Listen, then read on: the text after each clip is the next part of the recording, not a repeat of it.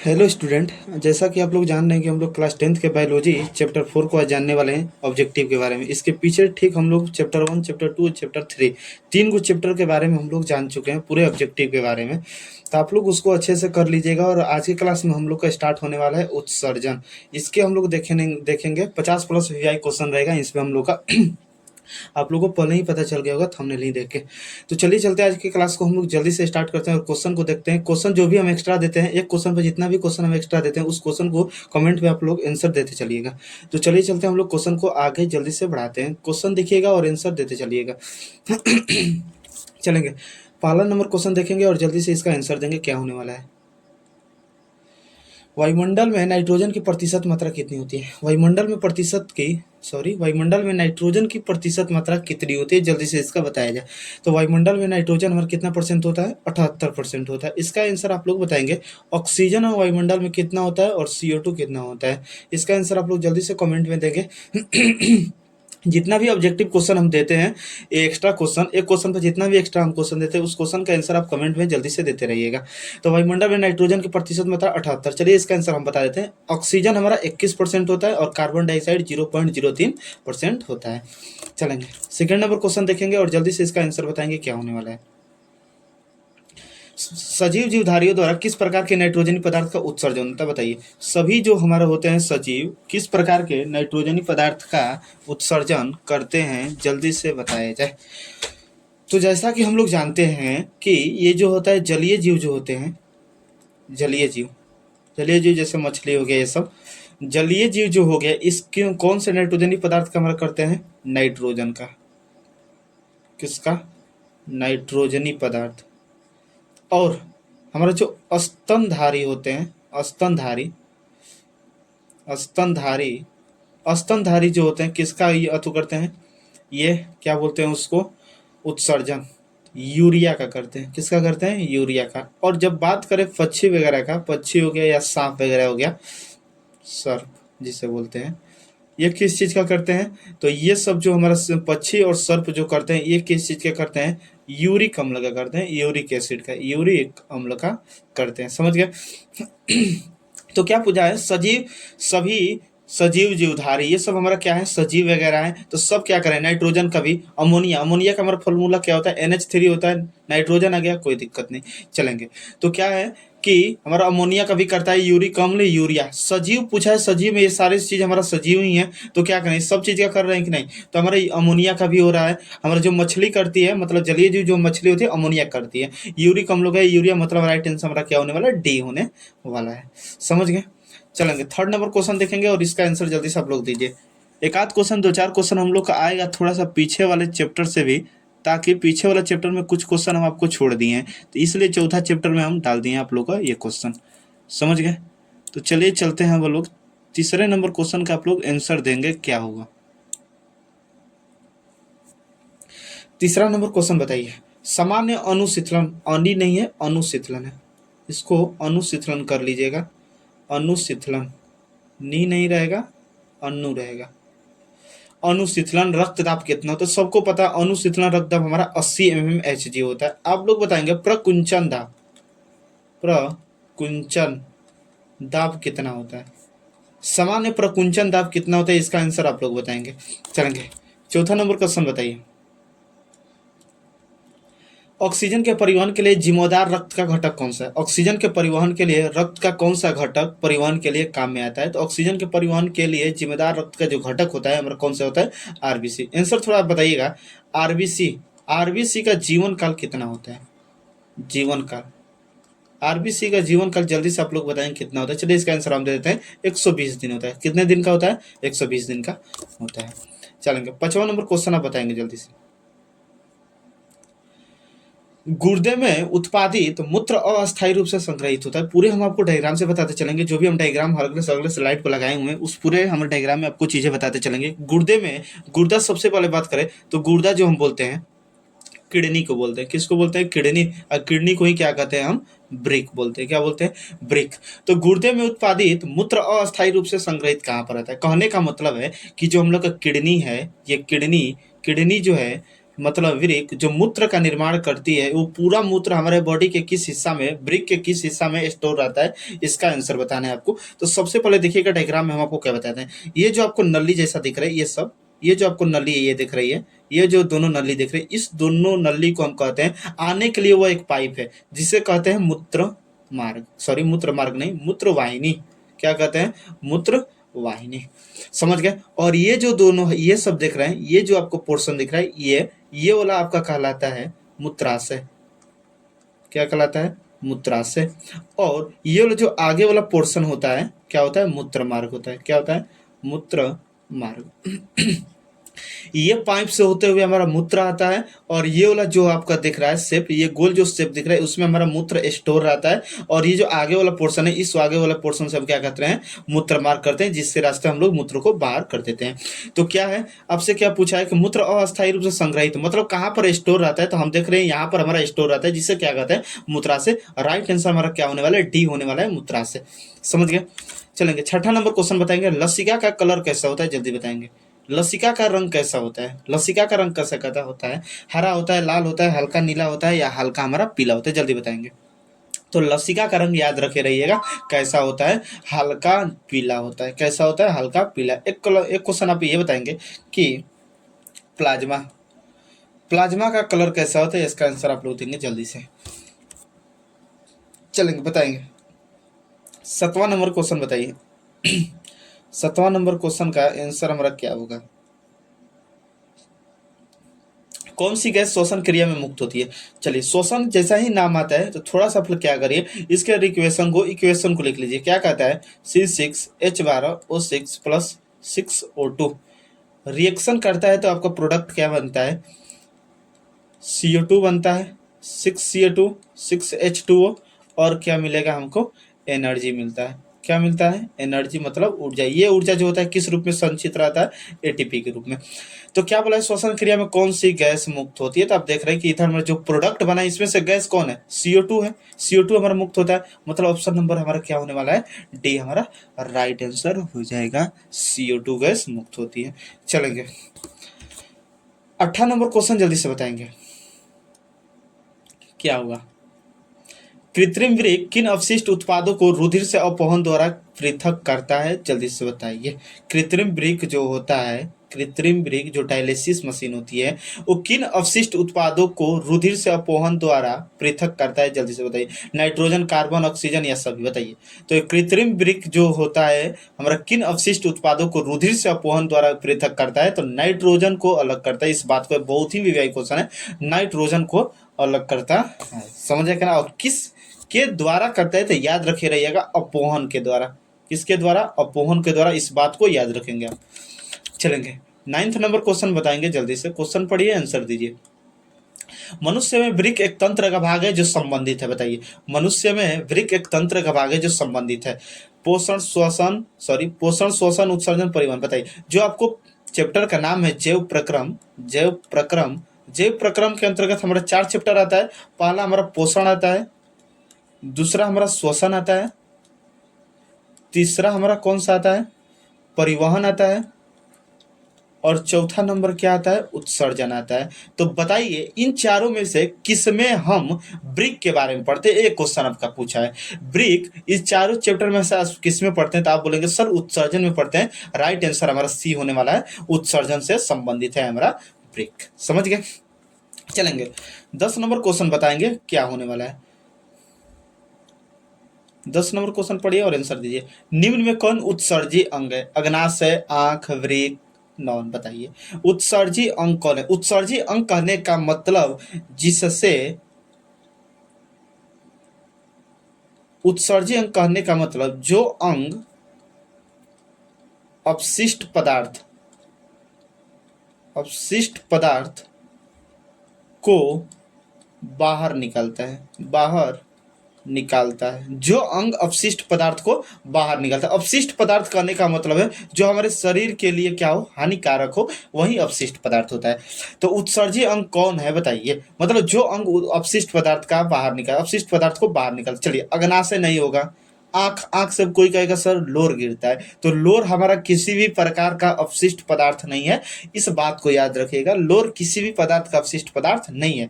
Brick जो है, brick हमारा क्या है, उत्सर्जी अंग है, क्योंकि ये हमारा क्या करता है, किसका निर्माण करता है बताइए, यूरिन का, किसका मतलब पेशाब का, मतलब मूत्र का निर्माण ये करता है हमारा वृक। तो यही तो हमारा हुआ उत्सर्जन अंग, क्योंकि मूत्र हमारे लिए क्या है, हानिकारक है, क्योंकि इसमें बहुत सारी चीज होती हैं।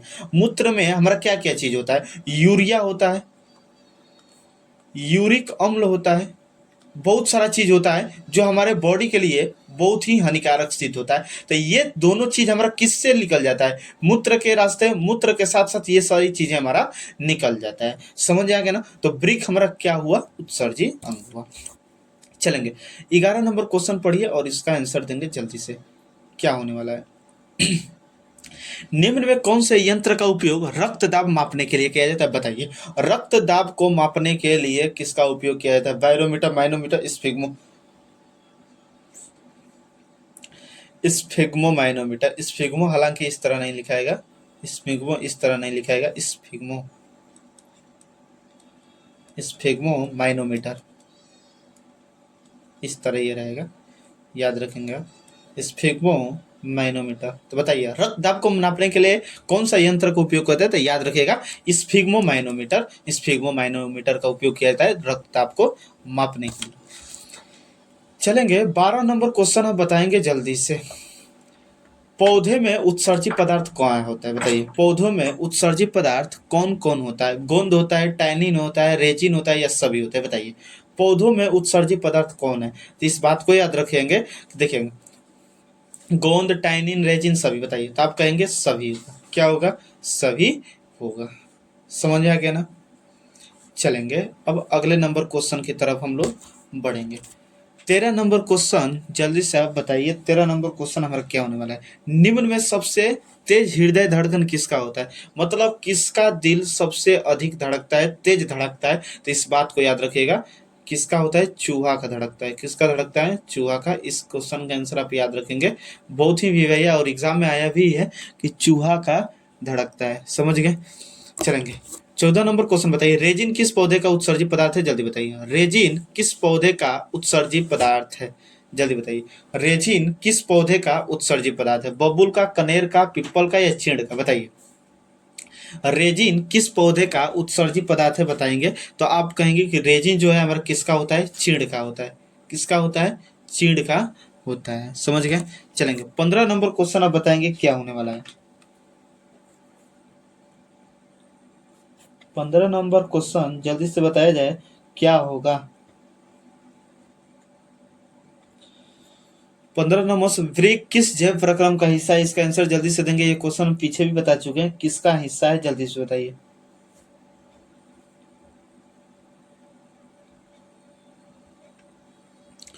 रेजिन किस जैव प्रक्रम का हिस्सा है बताएंगे। उत्सर्जन का, शोषण का, पोषण का, परिवहन का। तो पीछे हम आपको बताए थे कि जैव प्रक्रम के अंतर्गत हमारा कितना चैप्टर आता है, 4 चैप्टर आता है। इन चारों में से किस चैप्टर में हम वृक्क का अध्ययन करते हैं, तो उत्सर्जन चैप्टर में हम क्या करते हैं, वृक्क का अध्ययन करते हैं। तो राइट आंसर हमारा क्या हो जाने वाला है, ए हो जाएगा। समझ आ गया ना। चलेंगे 16 नंबर क्वेश्चन बताइए, एमिनो अम्ल के विखंडन से क्या बनता है।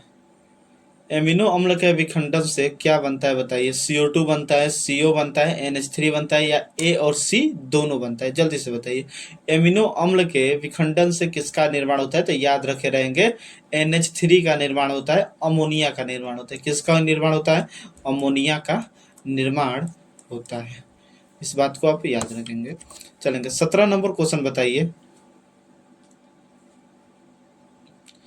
पादप अपशिष्ट संचित रहते हैं, बताइए। पादप में अपशिष्ट पदार्थ जो होते हैं संचित कहाँ पर रहते हैं, पत्तियों में रहते हैं, छाल में, कोशिकीय रिक्तिका में, या सभी में, बताइए। अपशिष्ट पदार्थ जो पौधे में होते हैं कहाँ पर संचित रहते हैं, पत्तियों में, या छाल में, या हमारा कोशिकीय रिक्तिका में, बताइए। जल्दी से बताइए। तो राइट आंसर हमारा क्या हो जाएगा, सभी, क्योंकि हमको पता है पत्तियों में भी, छालों में भी, और कोशिकीय रिक्तिका में। एक चीज बताइए, छाल में कौन से अपशिष्ट पदार्थ होता है, छाल में कौन से अवशिष्ट पदार्थ होता है, इस चीज को आप बताएंगे। छाल में कौन सा अवशिष्ट पदार्थ हमारा होते हैं, जल्दी से आप बताएंगे। छाल में कौन सा अवशिष्ट पदार्थ होता है। 18 नंबर क्वेश्चन बताएंगे, मानव के 100 ml रक्त में उपस्थित यूरिया की सामान्य मात्रा कितनी होती है। कहने का मतलब कि मनुष्य के 100 ml रक्त में 100 ml रक्त नहीं रहेगा, यहाँ पर कुछ दूसरा चीज रहेगा। हाँ चलिए सही, 100 ml रक्त में यूरिया की कितनी प्रतिशत मात्रा होती है, जल्दी इसका आंसर बताएंगे। 100 ml रक्त में यूरिया कितना प्रतिशत होता है, कितना प्रतिशत नहीं, कितनी सामान्य मात्रा होती है, प्रतिशत नहीं पूछा है। 100 ml रक्त में कितनी यूरिया की सामान्य मात्रा होती है, तो याद रखे रहिएगा कितना होता है, 30 mg होता है। कितना होता है, 30 mg होता है। चलेंगे 19 नंबर क्वेश्चन बताएंगे, ब्रिक की संरचनात्मक एवं क्रियात्मक इकाई क्या कहलाती है। ब्रिक के संरचनात्मक एवं क्रियात्मक इकाई को क्या कहते हैं बताएंगे। ग्लैमेरुलस, बोमैन संपुट, मूत्रवाहिनी या ब्रिकाणु। तो ब्रिक के संरचनात्मक एवं क्रियात्मक इकाई को क्या कहते हैं, ब्रिकाणु कहते हैं। ब्रिकाणु हमारा हिंदी वर्ड है, इसका इंग्लिश वर्ड क्या है, नेफ्रॉन। क्या है, नेफ्रॉन। नेफ्रॉन को ही क्या कहते हैं, ब्रिकाणु, याद रखेंगे। चलेंगे 20 नंबर क्वेश्चन आप बताएंगे जल्दी से, क्या होगा। मनुष्य में कौन उत्सर्जी अंग नहीं है, इस बात को बताइए। मनुष्य में कौन उत्सर्जी अंग नहीं है, जल्दी से बताएंगे। तो बोलेंगे कि फेफड़ा भी होता है, यकृत भी नहीं है, बताना है। यकृत भी होता है, वृक्क भी होता है, मतलब अग्नाशय जो होता है उत्सर्जी अंग नहीं है, क्योंकि फेफड़ा से हम क्या करते हैं, CO2 को बाहर निकालते हैं, और वृक्क से हम क्या करते हैं, मूत्र का वाहन कर देते हैं, बाहर निकाल देते हैं। मतलब यकृत से भी हमारा क्या होता है, यकृत से भी अगर हम बात करें, अगर यकृत का बात करें तो यकृत जो होता है किसका निर्माण करता है, यूरिया का निर्माण करता है। किसका निर्माण करता है, यूरिया का निर्माण करता है। इस बात को याद में कर लीजिएगा कि जो यूरिन होता है, यूरिन हम मूत्र को बोलते हैं, इसका निर्माण हमारा वृक्क करता है।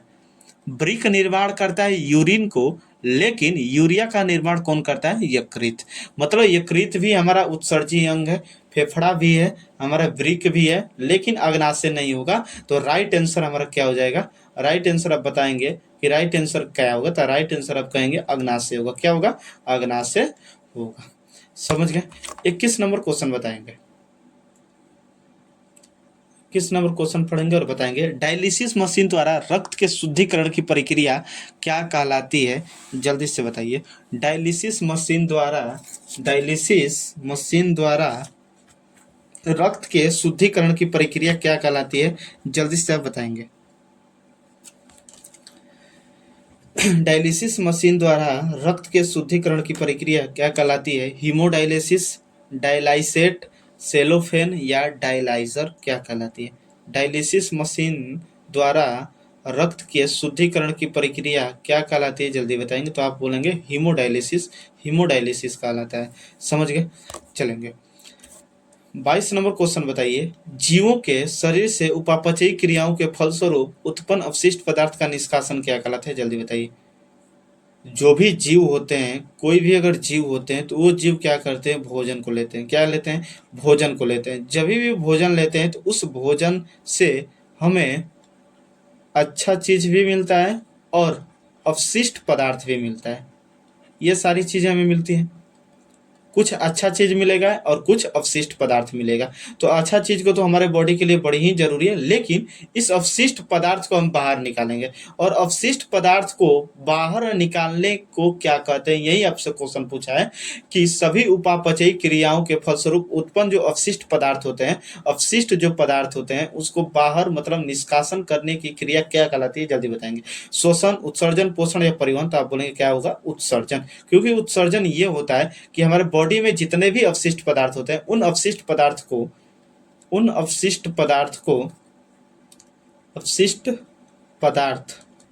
को क्या कर देना, बाहर निकाल देना। अवशिष्ट पदार्थ को बाहर निकाल देना ही क्या कहलाता है, उत्सर्जन कहलाता है। समझ गए। चलेंगे 23 नंबर क्वेश्चन जल्दी बताएंगे, प्रोटीन एवं एमिनो अम्ल के विखंडन से क्या बनता है? प्रोटीन एवं एमिनो अम्ल के विखंडन से क्या बनता है? यूरिक अम्ल बनता है, अमोनिया बनता है, यूरिया बनता है या सभी बनता है? बताइए।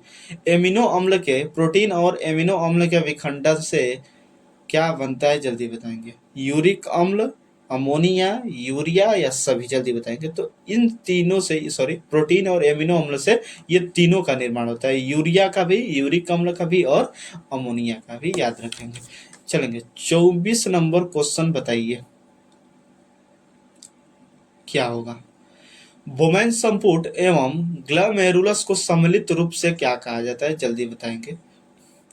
बोमेन संपुट एवं ग्लोमेरुलस को सम्मिलित रूप से हम क्या कहेंगे? जल्दी से आप बताएंगे। बोमेन संपुट एवं ग्लोमेरुलस, बोमेन संपुट देखेंगे ये वाला जो दिख रहा है आपको, ये वाला जो पोर्शन, ये वाला जो सी के आकार को ये शेप दिख रहा है, ये वाला जिस पर हम इस मार्कर को चला रहे हैं, ये जो है, ये आपका जो है ना, ये वाला, ये वाला, ये जो सब पोर्शन है, ये आपका क्या कहलाता है? बोमैन संपुट कहलाता है। क्या कहलाता है? बोमैन संपुट। और ये जो अंदर वाला है, ये अंदर वाला ग्लेमेरुलस कहलाता है। क्या कहलाता है?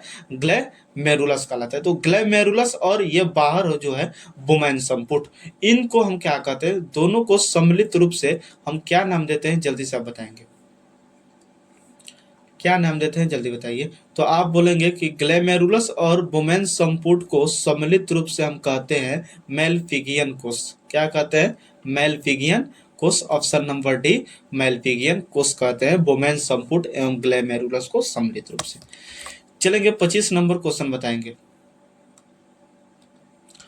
सामान्यतः ग्लेमेरुलर फिल्ट्रेट में निम्नलिखित में कौन उपस्थित नहीं होता है? बताएंगे। कहने का मतलब है कि ग्लेमेरुलर फिल्ट्रेट में, फिल्ट्रेट हालांकि ऐसे नहीं होगा, फिल्ट्रेट इस तरह होगा, फिल्ट्रेट आधा लग रहा है, फिल्ट्रेट में निम्नलिखित में कौन उपस्थित नहीं होता है? जल्दी से इसका आंसर आप बताएंगे। क्या उपस्थित नहीं होता है? जल्दी बताएंगे। Glucose, sodium chloride, amino acid या एल्ब्यूमिन, क्या उपस्थित नहीं होता है? जल्दी करेंगे। उपस्थित क्या नहीं होता है? ग्लूकोज नहीं होता है, सोडियम क्लोराइड नहीं होता है, अमीनो अम्ल नहीं होता है, क्या नहीं होता है? बताएंगे। तो आप बोलेंगे एल्ब्यूमिन जो होता है, एल्ब्यूमिन, ये क्या होता है? ग्लोमेरुलर फिल्ट्रेट में उपस्थित नहीं होता है। 26 नंबर क्वेश्चन बताएंगे क्या होगा? स्लाइड को सर्वप्रथम कंपाउंड माइक्रोस्कोप से देखा जाता है। 5x पर, 10x पर, 25x पर या 45x पर? किस पर देखा जाता है? स्लाइड को। स्लाइड को सर्वप्रथम कितने कंपाउंड माइक्रोस्कोप से देखा जाता है? 5x पर, 10x पर, 25x पर या 45x पर? तो आप बोलेंगे किस x पर? 10x पर देखा जाता है। समझ गए? चलेंगे 47 नंबर क्वेश्चन बताइए। गोंद एवं रेजिन विशेष रूप से कहाँ संचित होता है? जल्दी से बताइए। गोंद एवं रेजिन विशेष रूप से कहाँ पर संचित रहते हैं? तो याद रख लीजिएगा, गोंद और जो रेजिन होते हैं पुराने जाइलम में स्थित होते हैं। किस में होते हैं? पुराने जाइलम, मतलब ऑप्शन नंबर ए हमारा क्या हो जाएगा? राइट हो जाएगा। पुराने जाइलम में क्या होते हैं? संचित होते हैं। समझ आएगा ना? एक चीज हमको बताइएगा कि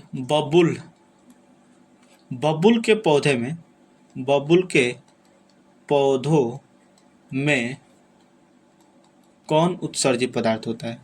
कौन उत्सर्जी पदार्थ, कौन उत्सर्जी पदार्थ होता है? इसका आंसर आप कमेंट में देंगे कि बबुल के पौधे में कौन उत्सर्जी पदार्थ होता है। इसका आंसर आप देंगे कि बबुल के पौधों में कौन उत्सर्जी पदार्थ होता है। इस चीज को आप बताएंगे।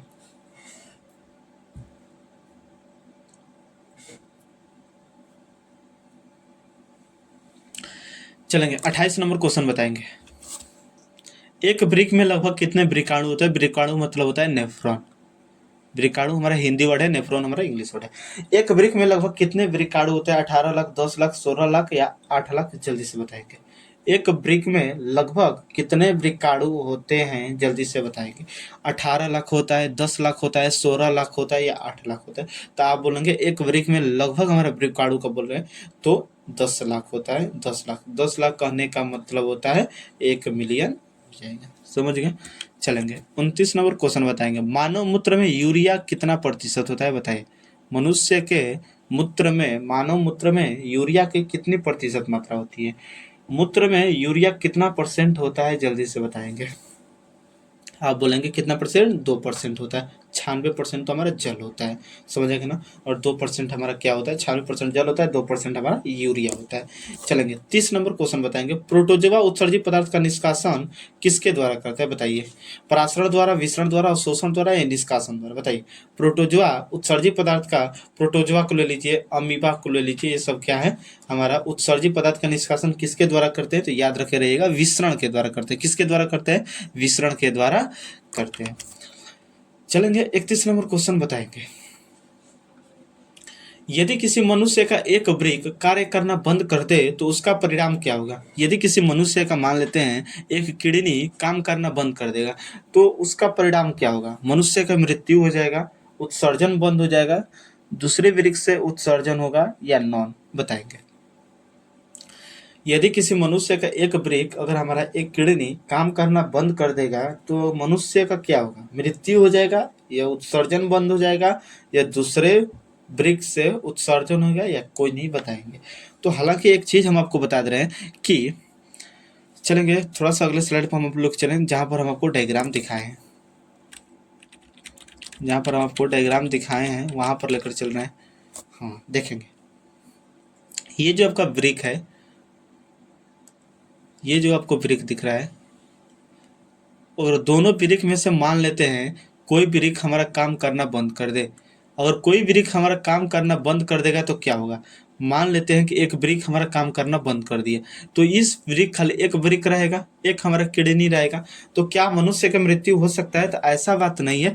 बस ये किडनी हमारा बंद हुआ है काम करना, इससे कोई भी लेना देना नहीं है। अगर ये दोनों किडनी एक दूसरे से ज्वाइंट रहती तब कुछ प्रॉब्लम होता, अगर हमारा एक खराब हो जाता तो। लेकिन ये दोनों एक दूसरे से कनेक्टेड नहीं होते हैं, और ये जब एक किडनी खराब हो जाएगी तो दूसरे किडनी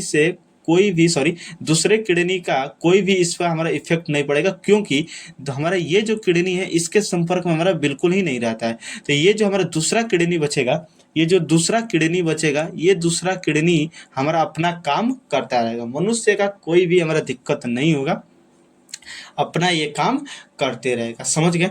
तो हमारा जो एक किडनी खराब हो जाएगी तो उससे कोई भी हमारा दिक्कत वगैरह नहीं है। थोड़ा दिक्कत हो सकता है लेकिन उतना भी हमारा दिक्कत प्रॉब्लम नहीं होगा। तो 31 नंबर आपको क्वेश्चन क्या था कि यदि किसी मनुष्य का एक वृक्क कार्य करना बंद कर दे तो उसका परिणाम क्या होगा। मनुष्य का मृत्यु हो जाएगा, ऐसा बात नहीं है, मनुष्य का मृत्यु नहीं होगा। तो ये तो हमारा गलत आंसर है। उत्सर्जन बंद हो जाएगा, ऐसा नहीं है, उत्सर्जन भी बंद नहीं होगा, दूसरे वृक्क से हमारा उत्सर्जन होगा। राइट आंसर हमारा क्या हो जाएगा, सी। क्योंकि एक वृक्क हमारा खराब हो जाता है तो ना मनुष्य की मृत्यु होगी ना उत्सर्जन बंद होगा, दूसरे वृक्क से हमारा उत्सर्जन होते रहेगा, दूसरा वृक्क हमारा मूत्र का निर्माण करते रहेगा। समझ गए। तो राइट आंसर हमारा सी हो जाएगा। चलेंगे 32 नंबर क्वेश्चन आप बताएंगे, जलीय जीव किस प्रकार के उत्सर्जित पदार्थ को बाहर निकालते हैं बताइए। जलीय जीव जो होते हैं किस प्रकार के उत्सर्जित पदार्थ को बाहर निकालते हैं, हम आपको पीछे बता चुके। नाइट्रोजनी पदार्थ, यूरिया, यूरिक अम्ल या एमिनो अम्ल बताइए। तो जलीय जीव जो करते हैं किसका करते हैं, नाइट्रोजनी पदार्थ का करते हैं, याद रखेंगे। चलेंगे 33 नंबर क्वेश्चन बताएंगे। 33 नंबर क्वेश्चन हम आपको पीछे भी बता चुके। यूरिक का निर्माण कौन करता है, यूरिक नहीं यूरिया, क्या लिखा हुआ है, यूरिया। यूरिया का निर्माण कौन करता है, कहाँ पर होता है, सॉरी, यूरिया का निर्माण कहाँ पर होता है, यकृत में, वृक्क में, अमाशय में, छोटी आंत में बताएंगे। तो आप बोलेंगे सर जो यूरिया का निर्माण होता है हमारा कहाँ पर होता है, लीवर में होता है, यकृत में होता है। समझ गए। चलेंगे 34 नंबर क्वेश्चन बताइए, अमोनिया को यूरिया में, अभी क्वेश्चन आ गया थोड़ा सा घुमाया हुआ है, अमोनिया को यूरिया में परिवर्तन शरीर के किस हिस्सा में होता है बताइए। अमोनिया को यूरिया में परिवर्तन शरीर के किस हिस्सा में होता है, तो हमको पता है किस हिस्सा में होता है, वृक्क में होता है। किस में होता है, वृक्क में होता है। ऑप्शन नंबर सी राइट हो जाता है। चलेंगे 35 नंबर क्वेश्चन बताएंगे, पौधे में किस प्रकार का उत्सर्जित पदार्थ पाया जाता है बताइए। पौधे में किस प्रकार का उत्सर्जित पदार्थ पाया जाता है बताएंगे। गोंद, रेजिन, टैनिन बताइए किस में पाया जाता है। पौधे में किस प्रकार का उत्सर्जित पदार्थ हमारा पाया जाता है, इस चीज को आप जल्दी से बताएंगे।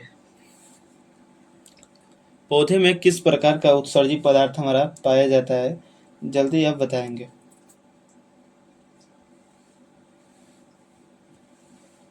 तो सबको पता है कि पौधों में जो उत्सर्जित पदार्थ पाया जाता है हमारा गोंद भी होता है, रेजिन भी होता है, टैनिन, मतलब ऑप्शन नंबर हमारा क्या हो जाएगा, डी हो जाएगा। क्योंकि गोंद जो होता है हमारा बबूल के पौधे में होता है, रेजिन हमारा चीड़ के होता है, ऐसे ही सब पौधे में हमारा ये सब पाए जाते हैं। समझ आएगा ना। तो पौधे में किस प्रकार का हमारा पाया जाता है, ये तीनों हमारा क्या है, उत्सर्जित पदार्थ है, मतलब सभी हो जाएंगे।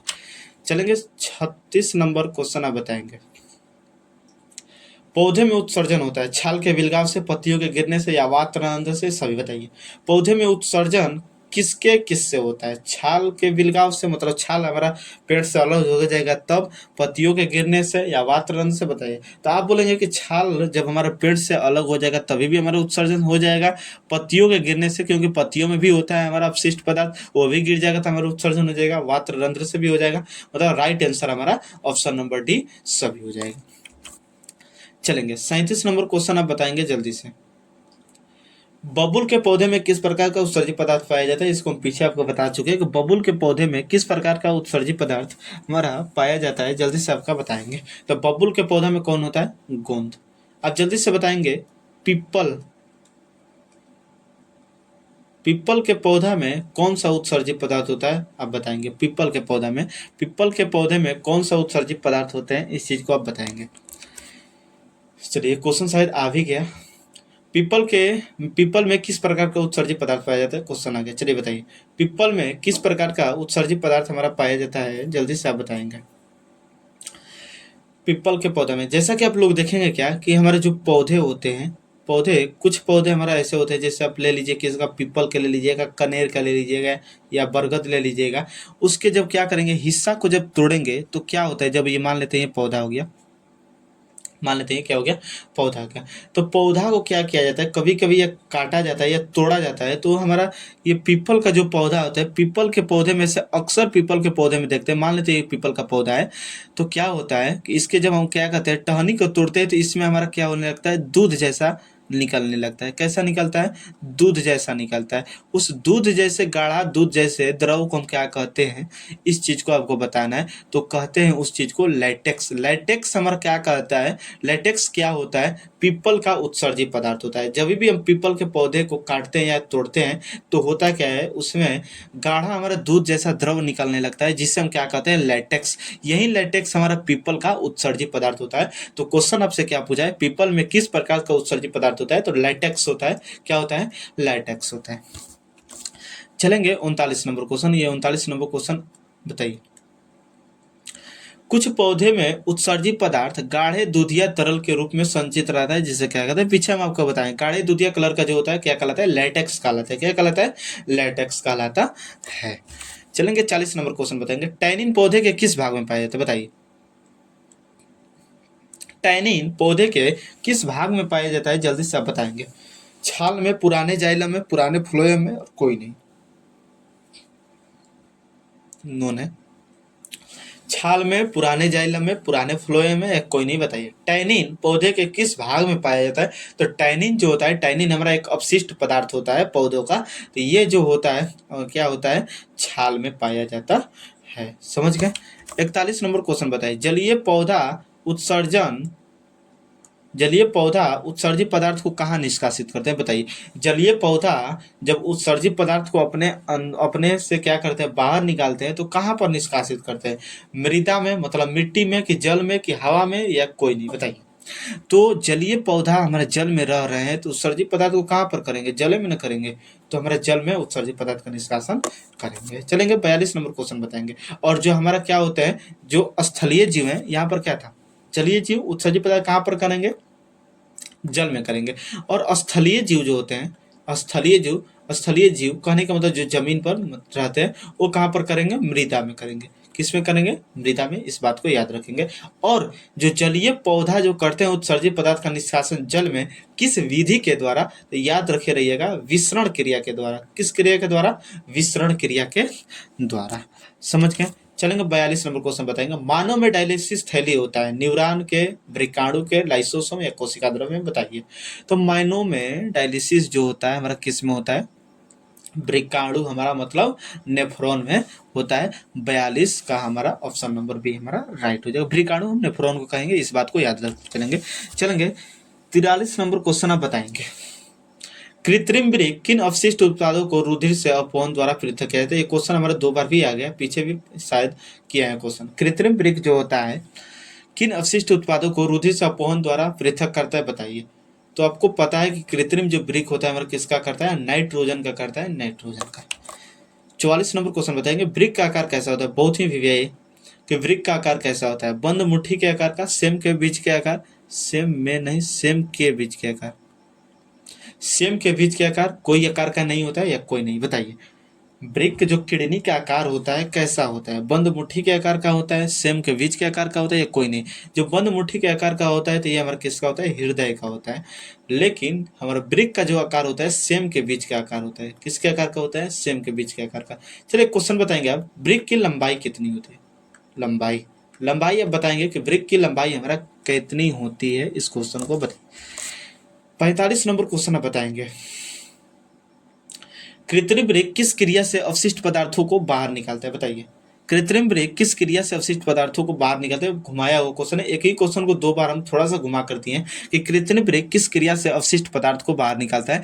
अपवहन के द्वारा। और कौन से अवशिष्ट पदार्थ को? तो आपको पता है, नाइट्रोजन को।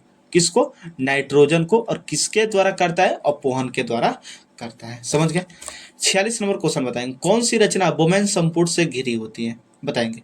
कौन सी रचना बोमेन संपुट से घिरी रहती है, बताइए। मूत्रवाहिनी, हेनेले केचप, ग्लोमेरुलस या सभी, बताइए। बोमेन संपुट से कौन घिरी रहती है? कौन सी रचना बोमेन संपुट से घिरी होती है, बताएंगे। चलेंगे वहां पर जहां पर हम आपको बताएं, हम आपको जहां पर उसको बताएं नेफ्रॉन का डायग्राम, वहां पर हम आपको लेकर चल रहे हैं कि कहां पर नेफ्रॉन है और वहां पर हम आपको दिखा रहे हैं। देखेंगे ये हम आपको पोर्शन क्या बताए थे, ये वाला जो पोर्शन है आपका, ये वाला जो पोर्शन है हमारा क्या कहलाता है? बोमेन संपुट। क्या कहलाता है? बोमेन संपुट कहलाता है। और जो पीछे वाला है, सॉरी, जो अंदर वाला भाग है क्या कहलाता है? ग्लेमेरुलस। ग्लेमेरुलस कहलाते हैं। तो आपको क्वेश्चन क्या था कि कौन सी रचना बोमेन संपुट से घिरी रहती है? तो यहाँ पर ये हमारा बोमेन संपुट है, इससे कौन घिरी है? हमारा ग्लेमेरुलस घिरी है कि नहीं? तो हमारा क्या हो जाएगा? बोमेन संपुट से कौन सी रचना घिरी है? ग्लेमेरुलस घिरी है, समझ गए। तो हमारा क्या राइट आंसर हो जाएगा? ग्लेमेरुलस। ऑप्शन नंबर सी हमारा क्या हो जाएगा? राइट हो जाएगा। समझ गए बात को।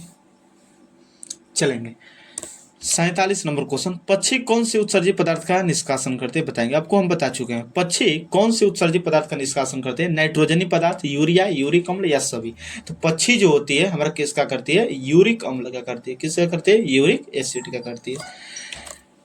48 नंबर क्वेश्चन बताएंगे। मछली मुख्यतः कौन से उत्सर्जित पदार्थ का निष्कासन करते हैं? यूरिया का, यूरिक अम्ल का, अमोनिया का या कोई नहीं? तो मछली जो होती है हमारा किसका निर्माण करती है? अमोनिया का करती है। किसका करती है? अमोनिया का। यूरिया हमारा स्तनधारी मनुष्य वगैरह करता है, यूरिक अम्ल और पक्षी और सांप वगैरह करते हैं, समझेगा ना। तो मछली कौन सी करती है? अमोनिया का। 49 नंबर क्वेश्चन आप बताएंगे जल्दी से। स्तनधारी मुख्यतः कौन से अवशिष्ट पदार्थ का निष्कासन करते हैं? बहुत सारा क्वेश्चन आपको पीछे भी बता चुके, जो आगे हमारा क्वेश्चन आ रहा है। स्तनधारी मुख्यतः कौन से अवशिष्ट पदार्थ का निष्कासन करते हैं? यूरिया का, यूरिक अम्ल का, नाइट्रोजन का, सभी का। तो स्तनधारी पूछा, स्तनधारी हमको पता है किसका करता है? यूरिया का करता है। किसका? यूरिया का। 50 नंबर क्वेश्चन बताएंगे। जलीय पौधा जो होते हैं, जलीय पौधा उत्सर्जित पदार्थों को किस क्रिया के द्वारा जल में निष्कासित करते हैं? ये क्वेश्चन आपको पीछे बताएं, किस क्रिया के द्वारा। जलीय जो पौधा होते हैं उत्सर्जित पदार्थों को किस क्रिया के द्वारा जल में निष्कासित करते हैं? तो याद रखिएगा किसके द्वारा होता है? हमारा विसरण क्रिया के द्वारा होता है, समझ गए। चलेंगे 51 नंबर क्वेश्चन बताएंगे। मनुष्य में कितने जोड़ा हमारा वृक्क पाया जाता है, बताएंगे। मनुष्य में कितनी जोड़ी वृक्क पाया जाता है? किडनी कितने जोड़ा पाया जाता है? तो आपको पता है कि हम लोगों में 2 किडनी होती है। कितनी किडनी होती है? 2 किडनी होती है। और जोड़ा में बात करेंगे तो कितना जोड़ा हमारा हो जाएगा? 1 जोड़ा हो जाएगा, क्योंकि 1 जोड़ा में हमारा 2 होता है। राइट आंसर हमारा क्या हो जाएगा? 1 जोड़ा हमारा किडनी होता है। चलेंगे 52 नंबर क्वेश्चन बताएंगे। क्वेश्चन आ भी गया कि वृक्क की लंबाई कितनी होती है, बताएंगे। ब्रिक की लंबाई कितनी होती है? 5 सेंटीमीटर, 10 सेंटीमीटर, 15 सेंटीमीटर या 7 सेंटीमीटर? आंसर जल्दी से बताएंगे। ब्रिक की लंबाई कितनी होती है? तो इस क्वेश्चन को याद रखे रहिएगा, 10 सेंटीमीटर हमारा होता है। 10 सेंटीमीटर ब्रिक की लंबाई होती है। और अब क्या बताएंगे? मोटाई, ब्रिक की मोटाई और चौड़ाई, इसका आंसर आप कमेंट में देंगे लास्ट 2 क्वेश्चन का, कि ब्रिक का मोटाई कितनी होती है और ब्रिक का चौड़ाई भी कितनी होती है। समझ में आ गया ना? आज की क्लास में हम लोग 50+ क्वेश्चन किया। अब शायद हम लोग का क्वेश्चन है भी नहीं, हम लोग का 52 क्वेश्चन था, पूरा 50+ हम लोग का क्वेश्चन था चौथा चैप्टर से। समझ में आ गया? तो आई होप कि आज के क्लास आपको बहुत अच्छा लगा होगा और पढ़ने को भी बहुत कुछ इसमें से मिला होगा। आज हम लोग कितना किए? 52 क्वेश्चन किए, 50+ किए। आप लोगों को करना क्या है, इस वीडियो को देखकर 52 में से आप कितना सही किए हैं, इस चीज़ को आप कमेंट में बताएंगे कि कितना चीज़ आप सही किए, कितना नंबर का आप सही किए, कमेंट में बताएंगे कितने नंबर आप सही किए। समझ आ गया ना?